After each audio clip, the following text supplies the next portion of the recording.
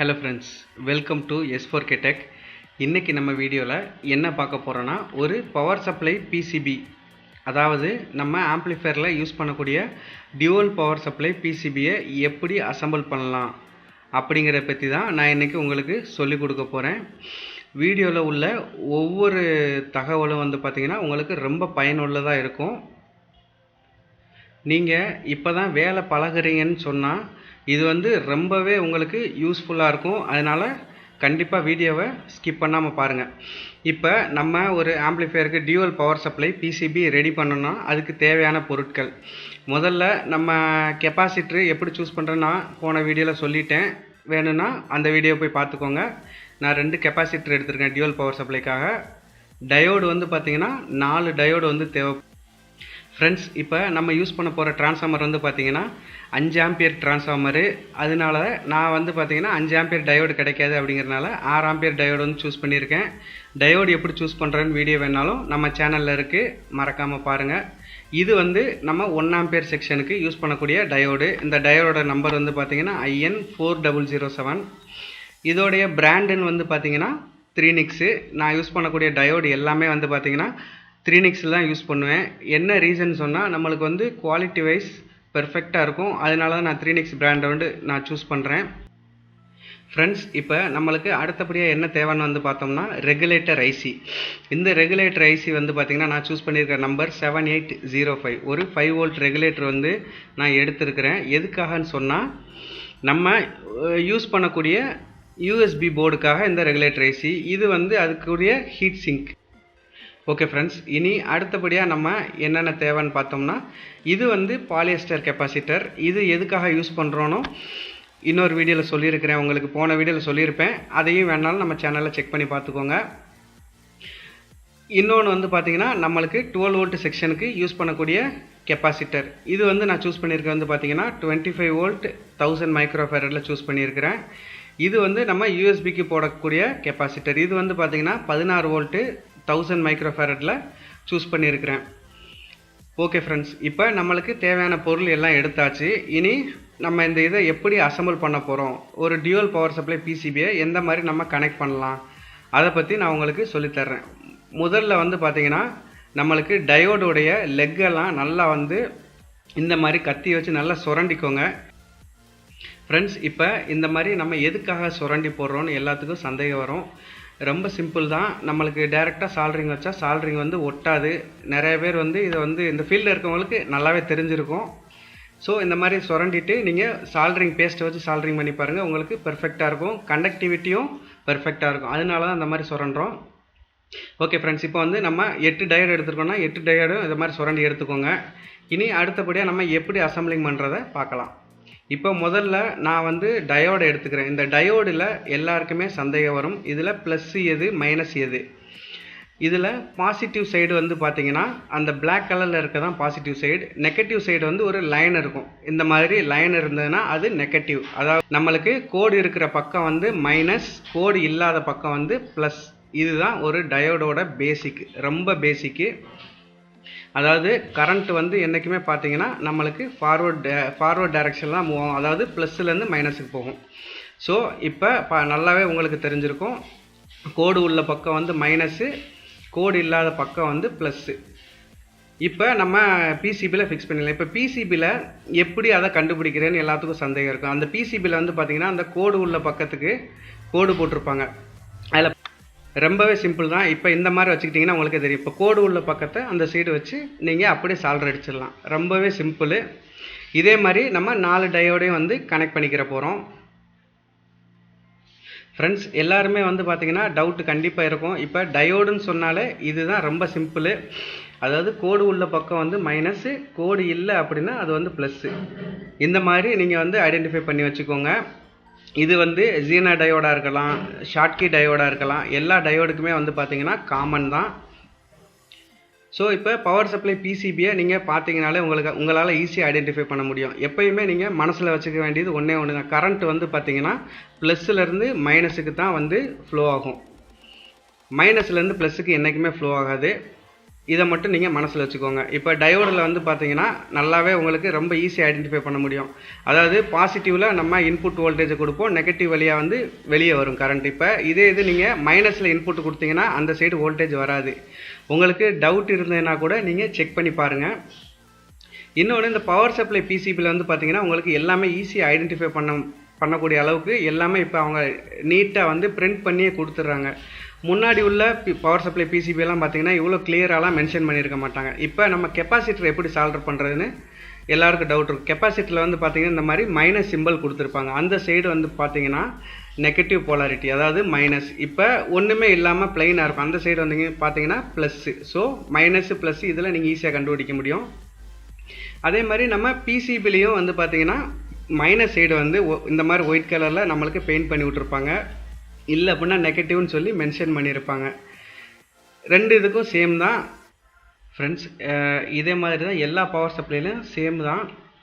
இந்த மாதிரி தான் மென்ஷன் பண்ணியிருப்பாங்க. டயோடாக இருக்கட்டும், கெப்பாசிட்டராக இருக்கட்டும், எல்லாமே இந்த மாதிரி நீங்கள் ஈஸியாகவே சால்வ் பண்ணிக்கிற மாதிரி தான் இருக்கும். அது இல்லைனாலும் பரவாயில்லை. அது எந்த மாதிரி சால்வ் பண்ணுறேன்னு நான் உங்களுக்கு இன்னொரு வீடியோவில் சொல்கிறேன். இப்போ பிரிட்ஜ் ரெக்டிஃபையர்னால் பிரிட்ஜ் ரெக்டிஃபையர் சர்க்யூட் வந்து நம்மளே தனியாக போட முடியும். இந்த மாதிரி பிசிபி இல்லாமல் நம்ம டியூவல் பவர் சப்ளையும் க்ரியேட் பண்ண முடியும். அதுக்கு ஒரு வீடியோ நான் கண்டிப்பாக போடுறேன். ஓகே ஃப்ரெண்ட்ஸ், இப்போ இந்த இடம் வந்து பார்த்திங்கன்னா எதுக்காக கொடுத்துருக்காங்கன்னா நம்ம வந்து பாலிஸ்டர் போடுறதுக்காக கொடுத்துருக்காங்க. அதாவது பாலிஸ்டர் கெப்பாசிட்டர் நான் போன வீடியோவில் சொல்லியிருந்தேன். அதுக்காகத்தான் அந்த ஸ்பேஸ். அது தேவைனாலும் நம்ம போட்டுக்கலாம். இப்போ நம்ம யூஸ் பண்ணக்கூடிய டயோடு வந்து பார்த்திங்கன்னா குவாலிட்டியான டயோடு அப்படின்னு சொல்கிறப்போ வந்து நம்மளுக்கு பாலிஸ்டர் கெப்பாசிட்டர் வந்து தேவைப்படாது. இதுதான் அந்த பாலிஸ்டர் கெப்பாசிட்டர். எல்லா இதுக்குமே வந்து பார்த்திங்கன்னா காமனாக நீங்கள் 104 PF வந்து யூஸ் பண்ணிக்கலாம். 104 100 வோல்ட்டு யூஸ் பண்ணிக்கலாம். இன்னும் வந்து பார்த்திங்கன்னா இதில் பொலாரிட்டி எப்படி கண்டுபிடிக்கிறேன்னு சொல்லி நண்பர்கள் வந்து கேட்டிருந்தீங்க. என்ன அப்படின்னா இதுக்கு வந்து பொலாரிட்டி கிடையாது. ஆக்சுவலாக என்ன அப்படின்னா ப்ளஸ் மைனஸ் நீங்கள் எந்த பக்கம் கனெக்ட் பண்ணாலும் ஒர்க் ஆகும். ரொம்பவே சிம்பிள். இதில் வந்து பார்த்திங்கன்னா ரெண்டு லெக்குமே ஒரே ஹைட்டு தான் இருக்கும். இப்போ இந்த கெப்பாசிட்டரில் வந்து பார்த்திங்கன்னா உங்களுக்கு லெக்கோடைய ஹைட்டு வந்து தெரியும். நெகட்டிவ் வந்து பார்த்திங்கன்னா குட்டையாக இருக்கும். பாசிட்டிவ் லெக் வந்து பார்த்திங்கன்னா கொஞ்சம் லென்த்தாக இருக்கும். இதுதான் ஐடென்டிஃபிகேஷனு. இன்னும் வந்து பார்த்திங்கன்னா நம்மளுக்கு நெகட்டிவ் சைடு வந்து மைனஸ்ன்னு சொல்லி மென்ஷன் பண்ணியிருப்பாங்க கெப்பாசிட்டர்லேயே. அப்படி மென்ஷன் பண்ணாட்டியும் நீங்கள் இந்த லெக்கை வச்சு ஈஸியாக கண்டுபிடிக்க முடியும் ப்ளஸ் மைனஸு. நம்ம எல்இடியிலே ஐடென்டிஃபை பண்ணுவீங்க, உங்களுக்கு எல்லாத்துக்கும் தெரிஞ்சிருக்கும். அதே தான் சேம் ப்ரொசீஜர் தான் இதுலேயும். நீளமாக இருக்கிறது வந்து ப்ளஸ்ஸு, குள்ளமாக இருக்கிறது வந்து பார்த்திங்கன்னா மைனஸ். இவ்வளோ தான் ஃப்ரெண்ட்ஸ், ரொம்பவே சிம்பிள். ஓகே ஃப்ரெண்ட்ஸ், இப்போ நம்ம அடுத்தபடியாக பிசிபியை எடுத்து நம்ம அசம்பிள் பண்ண ஸ்டார்ட் பண்ணலாம். இப்போ டயோடை வந்து பார்த்திங்கன்னா அதுக்குரிய பிளேஸில் வந்து எந்த மாதிரி நம்ம சால்வ் பண்ணுறது நான் உங்களுக்கு ஏற்கனவே சொல்லி கொடுத்ததான். அந்த கோடு போட்டிருக்க சைடு வந்து ஈஸியாக கண்டுபிடிக்கிறது. இப்போ நம்ம நெகட்டிவ், அதாவது ரிவர்ஸ் பயாஸை வந்து கனெக்ட் பண்ணியாச்சு. இனி ஃபார்வேர்டு பயாஸை வந்து பிசிபியில் அவங்க எந்த மாதிரி கொடுத்துருக்காங்களோ அதே மாதிரி நம்ம வந்து போட்டு சால்வ் பண்ணிக்கலாம். இப்போ பார்த்தீங்கனாலே தெரியும், மாற்றி போட்டுட்டேன், சாரி. இப்போ நான் கரெக்டாக போடுறேன் பாருங்கள். நம்ம கோடு உள்ள சைடை, அதாவது பாசிட்டிவ் டு நெகட்டிவ் நம்மளுக்கு கரண்ட் ஃப்ளோ ஆகிற மாதிரி நம்ம வந்து ஃபார்வர்டு பயாஸ், இதுதான் ஃபார்வர்டு பயாஸ்ன்னு சொல்லுவாங்க. இந்த மாதிரி நம்ம வந்து கனெக்ட் பண்ணிக்கலாம். ஓகே ஃப்ரெண்ட்ஸ், இப்போ இதே மாதிரி வந்து பார்த்திங்கன்னா நம்ம 4 டயோடையும் அந்த பிசிபியில் எந்த மாதிரி மென்ஷன் பண்ணியிருக்காங்களோ அதே மாதிரியே நம்ம கனெக்ட் பண்ணியாச்சு. அதாவது ரொம்ப சிம்பிளாக சொல்லணும்னா 2 பாசிட்டிவ் சைடை ஒன்று போல் கனெக்ட் பண்ணணும், 2 நெகட்டிவ் சைடையும் ஒன்று போல் கனெக்ட் பண்ணணும். பார்த்தீங்கனாலே தெரியும். ஓகே, இனி என்ன பண்ணலான்னா இப்போ நம்ம லெக்கை வந்து பின்னாடி வந்து பார்த்திங்கன்னா நீட்டிகிட்டு இருக்கோம். அதை வந்து நம்ம மடக்கிட்டு சால்டர் பண்ணிக்கலாம். எதுக்காகன்னு சொன்னால் நம்ம சால்டர் பண்ணும்போது டயோடு வந்து உருகி வெளியில் வந்துடக்கூடாது. அதுக்காகத்தான் நம்ம வந்து மடக்கி விட்டு சால்டர் பண்ணுறோம். இப்போ நம்ம பிஎஃப் சப்போஸ் ஆட் பண்ண போகிறோம் அப்படின்னா பிஎஃப்பை இந்த மாதிரி அதுக்குரிய இடத்துல நீங்கள் போட்டு சால்டர் பண்ணிக்கலாம். பட் நான் வந்து இதுக்கு பிஎஃப் வந்து ஆட் பண்ண போகிறதில்ல. எதுக்காகன்னு சொன்னால் நம்ம யூஸ் பண்ணக்கூடிய டயோடு நல்லா குவாலிட்டியானது தான். அதனால நான் வந்து இதுக்கு பிஎஃப் யூஸ் பண்ண போகிறதில்ல. நான் ஏற்கனவே உங்களுக்கு சொன்னதான், 3Nix டயோட்ஸு குவாலிட்டி வைஸ் வந்து ஓகே. நம்ம மற்ற சைனீஸ் டயோட்ஸை விட இது வந்து கொஞ்சம் குவாலிட்டியாக தான் இருக்குது. ஓகே ஃப்ரெண்ட்ஸ், இனி நம்ம சால்டர் பண்ணிக்கலாம். சால்டர் பண்ணுறதுக்கு வந்து பார்த்திங்கன்னா நீங்கள் டேரெக்டாக லெட்டை வச்சு சால்டர் பண்ணிங்கன்னா சால்டரிங் வந்து ஒட்டாது. ஸோ லைட்டாக வந்து அதில் பேஸ்ட்டை அப்ளை பண்ணிவிட்டு சால்டர் பண்ணிங்கன்னு சொன்னால் பிளட்டு வந்து நல்லாவே ஒட்டும். இது வந்து ஒரு பேசிக்கான ஒரு இன்ஃபர்மேஷன். அதாவது நிறைய பேர் வந்து டேரெக்டாக லெட்டை வச்சு அதில் சால்டர் பண்ணுவீங்க. அப்படி சால்டர் பண்ணிங்கன்னா கண்டிப்பாக ஒட்டவே ஒட்டாது. லைட்டாக அதில் ஒரு சால்டரிங் பேஸ்ட், அதாவது சால்டரிங் ஃப்ளக்ஸ்ன்னு சொல்லலாம். சால்டரிங் ஃப்ளக்ஸு, சால்டரிங் பேஸ்ட் எப்படினாலும் சொல்லுவாங்க. அதை வச்சுட்டு நீங்கள் சால்டர் பண்ணிட்டீங்கன்னு சொன்னால் உங்களுக்கு யூஸ்ஃபுல்லாக இருக்கும். டயோடைய லெக் வந்து பார்த்திங்கன்னா நம்மளுக்கு ரொம்ப நீளமாக இருக்குது. அதை வந்து நம்ம கட் பண்ணி விட்டுறலாம். இந்த மாதிரி நிப்பர் வச்சு கட் பண்ணிங்கன்னு சொன்னால் நம்மளுக்கு பிசிபி ஒட்டி கட் பண்ண முடியும். நிறைய பேர் வந்து பார்த்திங்கன்னா வயர் ஸ்ட்ரிப்பரை வச்சு யூஸ் பண்ணி கட் பண்ணுறீங்க. அந்த மாதிரி கட் பண்ணுறப்போ வந்து பார்த்திங்கன்னா நம்மளுக்கு டயரோட லெக் வந்து பார்த்திங்கன்னா கொஞ்சம் நீளமாக நீட்டிகிட்டு இருக்கும். அதனால் வந்து பார்த்திங்கன்னா நம்மளுக்கு ஷார்ட் ஆகிறதுக்கான சான்சஸ் இருக்குது. இல்லை அப்படின்னா நீங்கள் ஸ்பேசர் வந்து ஹைட்டு கம்மியான ஸ்பேசர் வச்சுருந்தீங்கன்னா பாடியில் டச் ஆகிறதுக்கான சான்சஸ் இருக்குது. ஓகே ஃப்ரெண்ட்ஸ், இனி அடுத்தபடியாக நம்ம கெப்பாசிட்டரை எப்படி சால்டர் பண்ணுறது நான் உங்களுக்கு சொல்கிறேன். ஆல்ரெடி நான் சொன்னது தான். மைனஸ் போட்டிருக்க சைடு வந்து பார்த்திங்கன்னா மைனஸு, எதுவும் மென்ஷன் பண்ணாமல் இருக்கும். அது வந்து பார்த்திங்கன்னா ப்ளஸ்ஸு. இதுதான் ரொம்பவே சிம்பிள் கெப்பாசிட்டர் ஐடென்டிஃபை பண்ணுறதுல. சப்போஸ் அவங்க வந்து எதுவும் கொடுக்கலன்னு சொன்னால் லெக்கு வந்து பார்த்திங்கன்னா ஒரு லெக் நீளமாகவும் ஒரு லெக்கு கட்டையாகவும் இருக்கும். இதுதான் நம்ம ஐடென்டிஃபை பண்ணக்கூடிய மெத்தடு. இப்போ minus side minus, plus side plus. அதே மாதிரி ரெண்டு கெப்பாசிட்டரையும் வந்து பார்த்திங்கன்னா ரெண்டையும் ஒன்று போல் இதே மாதிரியே வச்சு நம்ம சால்டர் பண்ணிக்கிறோம். இன்னும் வந்து பார்த்திங்கன்னா நான் போலார் கெப்பாசிட்டர்ஸ் இருக்குது. அதுக்கு வந்து பொலாரிட்டி கிடையாது. நீங்கள் ப்ளஸ் மைனஸ் எந்த பக்கம் கொடுத்தாலும் ஒர்க் ஆகும். பட் இந்த மாதிரி பவர் சப்ளைஸில் நம்ம யூஸ் பண்ண முடியாது. அது வந்து நான் போலார் கெப்பாசிட்டர் வந்து எதில் யூஸ் பண்ணுறாங்கன்னு சொல்லி நான் இன்னொரு வீடியோ உங்களுக்கு போடுறேன். ஓகே ஃப்ரெண்ட்ஸ், இப்போ நம்ம சால்டர் பண்ணி எடுத்தாச்சு கெப்பாசிட்டரை. இந்த மாதிரி நல்லா சால்டர் பண்ணிக்கோங்க. நிறைய பேர் வந்து பார்த்திங்கன்னா லெட்டை மிச்சம் பண்ணுறதுக்காக அரைக்குறையாக வந்து சால்டர் பண்ணுறவங்க இருக்கிறாங்க. இதில் வந்து நம்ம லெட்டை மிச்சம் வச்சு நம்ம ஒன்றும் செய்ய போகிறது கிடையாது. அதனால் நல்லாவே சால்டர் பண்ணிக்கோங்க. இனி அடுத்தபடியாக நம்ம என்ன செய்ய போகிறோம்னு வந்து பார்த்திங்கன்னா நம்ம 1 ஆம்பியர் டயோடு, அதாவது 12 வோல்ட் செக்ஷனை வந்து சால்டர் பண்ணிக்கிடலாம். அதுக்கு முன்னாடி நான் வந்து ரெகுலேட்டர் ஐசியை வந்து சால்டர் பண்ண போகிறேன். இந்த ரெகுலேட்டர் ஐசி வந்து பார்த்திங்கன்னா நான் ஆல்ரெடி ஹீட் சிங்கோட ஃபிக்ஸ் பண்ணிட்டேன். ஹீட் சிங்கோட நீங்கள் மாட்டுறதுக்கு முன்னாடி ஹீட் சிங்க் காம்பவுண்ட் வந்து போட்டுக்கோங்க. இதில் உங்களுக்கு சைடில் பார்த்தீங்கனாலே தெரியும், ஹீட் சிங்க் காம்பவுண்ட் வந்து போட்டிருக்கேன். இந்த ஹீட் சிங்க் காம்பவுண்ட் வந்து போடாமல் மாட்டினீங்கனாலும் ஒர்க் ஆகும். பட் ஹீட் சிங்க் காம்பவுண்ட் வந்து போட்டிங்கன்னா ரொம்ப நல்லது. ஹீட் சிங்க் காம்பவுண்ட் வந்து எதுக்காக நம்ம யூஸ் பண்ணுறோன்னு சொன்னால் ஒரு தெர்மல் கண்டக்டிவிட்டிக்காக தான் யூஸ் பண்ணுறோம். அதாவது தெர்மல் கண்டக்டிவிட்டினா என்னன்னு சொல்லி கேட்கலாம். தெர்மல் கண்டக்டிவிட்டினா ரொம்பவே சிம்பிள். அதாவது சூடை வந்து ஒரு இடத்துலேருந்து இன்னொரு இடத்துக்கு நம்மளுக்கு கடத்தி கொடுக்கும். இதுதான் வந்து தெர்மல் கண்டக்டிவிட்டி. நம்ம ரெகுலேட்டர் ஐசியில் உருவாகக்கூடிய சூடு வந்து பார்த்திங்கன்னா அந்த ஹீட் சிங்க்கு கடத்துறதுக்காக தான் நம்ம ஹீட் சிங்க் காம்பவுண்ட் வந்து யூஸ் பண்ணுறோம். ஸோ இதை மனசில் நல்லா வச்சுக்கோங்க. இனி ரெகுலேட்டர் ஐசியில் வந்து பார்த்திங்கன்னா முதல் பின் வந்து இன்புட்டு, நடுவில் உள்ளது வந்து பார்த்திங்கன்னா கிரவுண்டு, அடுத்து உள்ளது வந்து பார்த்திங்கன்னா அவுட்புட்டு. இது வந்து positive voltage regulator. Negative voltage ரெகுலேட்டருக்கு வந்து பார்த்திங்கன்னா பின் டயக்ராம் வந்து மாறும். இது நம்ம பாசிட்டிவ், நான் சொன்னது வந்து பார்த்திங்கன்னா பாசிட்டிவ் வோல்டேஜ் ரெகுலேட்டருக்குரியது. ஃபஸ்ட்டு வந்து இன்புட்டு, ரெண்டாவது கிரவுண்டு, மூணாவது பின் வந்து பார்த்திங்கன்னா அவுட்புட்டு. ஸோ முதல் பின்னில் வந்து நம்ம 12 வோல்ட் இன்புட்டு கொடுக்குறோன்னு சொன்னால் நம்மளுக்கு மூணாவது பின்னிலேருந்து வரக்கூடிய அவுட்புட் வந்து பார்த்திங்கன்னா 5 வோல்ட் அவுட்புட்டு நம்மளுக்கு வரும். அதாவது 7805 ரெகுலேட்டரில் வந்து 5 வோல்ட்டு நம்மளுக்கு அவுட்புட் கிடைக்கும். இதே இது நீங்கள் ரெகுலேட்டர் ஐசி வந்து 9 வோல்ட் வேணாலும் 9 வோல்ட்டு, 12 வோல்ட் வேணாலும் 12 வோல்ட்டு உங்களுக்கு தேவைக்கேற்ப நீங்கள் வந்து செலக்ட் பண்ணிக்கோங்க. இனி அடுத்தபடியாக வந்து பார்த்திங்கன்னா நம்ம 1 ஆம்பியர் டயோடை வந்து சால்டர் பண்ணிக்கலாம் ஃப்ரெண்ட்ஸ். இப்போ நம்ம 1 ஆம்பியர் டயோடுக்கும் வந்து பார்த்திங்கன்னா ரொம்பவே சிம்பிள் தான். சேம் மெத்தட் தான். நான் 6 ஆம்பியர் டயோடை எப்படி சால்டர் பண்ணணும் அதே மெத்தட் தான். நான் உங்களுக்கு ஆல்ரெடி சொன்னதான். எல்லா டயோடுக்கும் வந்து பார்த்திங்கன்னா சேம் கான்ஃபிகரேஷன் தான். கோடு உள்ள சைடு வந்து மைனஸு, கோடு இல்லாத பக்கம் வந்து பார்த்திங்கன்னா ப்ளஸ்ஸு. ஸோ இப்போ அதில் நம்ம மென்ஷன் பண்ணியிருக்கிற மாதிரியே நம்ம சால்டர் பண்ணிக்கலாம். இப்போ இந்த 1 ஆம்பியர் டயோடு வந்து பார்த்திங்கன்னா இதுவும் 3நிக்ஸில் தான் நான் சூஸ் பண்ணியிருக்கிறேன்.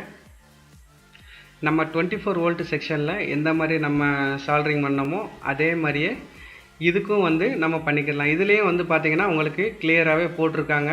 அதாவது கேத்தோட ஆனோடு வந்து அவங்க கண்டிப்பாக உங்களுக்கு ப்ராப்ளம் வரும். அதனால ஒன்றும் அவசரம் இல்லை, பொறுமையாகவே நீங்கள் செய்யுங்க. எடுத்தோடனே வந்து யாராலையும் வேகமாக வேலை செய்ய முடியாது. நம்ம பழக தான் வந்து பார்த்திங்கன்னா வேகமாக நம்ம வேலை கற்றுக்கிற முடியும். அதனால் ஃபஸ்ட்டு நீங்கள் வேலை பழகுறப்போ வந்து பார்த்திங்கன்னா ரொம்ப பொறுமையாக, எவ்வளோக்கு எவ்வளோ பொறுமையாக பண்ண முடியுமோ அவ்வளோக்கு எவ்வளோ பொறுமையாக பண்ணுங்கள். 1 மணி நேரம் ஆகிற வேலை 5 மணி நேரம் ஆனாலும் பரவாயில்ல, கொஞ்சம் பொறுமையாக பண்ணிங்கன்னா நீங்கள் வேகமாக வந்து கற்றுக்கிற முடியும். இன்னொன்று வந்து பார்த்தீங்கன்னா, ஒரு இது தெரியலைன்னு சொன்னால் யார்கிட்டயாவது கேளுங்க, தெரிஞ்சவங்க கிட்ட கேளுங்க. ஃப்ரெண்ட்ஸ், இப்போ வந்து பார்த்தீங்கன்னா 12 வோல்ட்டுக்குரிய டயோடை வந்து நம்ம சால்டர் பண்ணிவிட்டு, இந்த இடத்துல வந்து பார்த்தீங்கன்னா நம்ம 12 வோல்ட் டயோடுக்குரிய கெப்பாசிட்டர் வந்து ஆட் பண்ணணும். நான் சூஸ் பண்ணியிருக்க கெப்பாசிட்டர் உங்களுக்கு ஏற்கனவே காமிச்சிட்டேன். 25 வோல்ட்டு 1000 மைக்ரோ ஃபேரடில் வந்து நான் கெப்பாசிட்டர் வந்து எடுத்திருக்கிறேன். ஸோ இப்போ நம்ம முதல்ல வந்து பார்த்தோன்னா டயோடு 1 ஆம்பியர் டயோடை வந்து நம்ம சால்டர் பண்ணிக்கலாம். அதாவது IN4007 இந்த டயோடைய நம்பரு. நிறைய நண்பர்கள் வந்து பார்த்திங்கன்னா வீடியோ வந்து ஃபுல்லாக பார்க்குறதே இல்லை, முழுசாக பார்க்காமே வந்து பார்த்திங்கன்னா கமெண்ட் செக்ஷனில் நம்ம வீடியோவில் கிளியராக என்ன சொல்லியிருக்கோமோ அதே கமெண்ட் செக்ஷனில் வந்து கேட்குறாங்க மறுபடியும். அந்த மாதிரிலாம் தயவுசெய்து பண்ணாதீங்க. வீடியோ வந்து முழுசாக பார்த்துட்டு அதுக்கப்புறம் சந்தேகம்னா கேளுங்க. ஓகே ஃப்ரெண்ட்ஸ், இப்போ நம்ம டயோடை வந்து 1 ஆம்பியர் டயோடை சால்டர் பண்ணி முடிச்சிட்டேன். அடுத்து அதுக்குரிய கெப்பாசிட்டர் ஆட் பண்ணிட்டேன். இனி ரெகுலேட்டருக்கு அடுத்து ஒரு கெப்பாசிட்டர் வருது. அது எதுக்காகன்னு வந்து பார்த்திங்கன்னா, நம்ம யூஎஸ்பி போர்டுக்கு போகக்கூடிய வோல்டேஜுக்காக நம்ம கெப்பாசிட்டர் வந்து எக்ஸ்ட்ராவாக ஆட் பண்ணுறோம். ஃப்ரெண்ட்ஸ், இந்த 5 வோல்ட்டு ரெகுலேட்டரில் வரக்கூடிய கெப்பாசிட்டர் வந்து பார்த்திங்கன்னா நீங்கள் தேவைன்னா ஆட் பண்ணிக்கலாம், தேவையில்லைன்னா விட்டுறலாம். நீங்கள் கெப்பாசிட்டரை சேர்க்காட்டியும் வந்து பார்த்திங்கன்னா உங்கள் யூஎஸ்பி போர்டு வந்து நல்லா ஃபங்க்ஷன் ஆகத்தான் செய்யும். இருந்தாலும் நான் வந்து எப்போவுமே சேர்ப்பேன், அதனால் நான் வந்து பார்த்திங்கன்னா கெப்பாசிட்டர் வந்து ஆட் பண்ணிக்கிட்டேன். இவ்வளோ தான் ஃப்ரெண்ட்ஸ், நம்ம டியூவல் பவர் சப்ளைக்குரிய பிசிபியை வந்து ரெடி பண்ணியாச்சு. ரொம்பவே சிம்பிள் தான். இன்னும் உங்களுக்கு இதில் ஏதாவது சந்தேகம் இருந்தால் நீங்கள் கமெண்ட் பாக்ஸில் வந்து கமெண்ட் பண்ணுங்கள். என்னால் முடிஞ்ச அளவுக்கு நான் உங்களுக்கு ரிப்ளை பண்ணுறேன். Thank you friends. வீடியோ பார்த்தமைக்கு ரொம்ப நன்றி. வணக்கம்.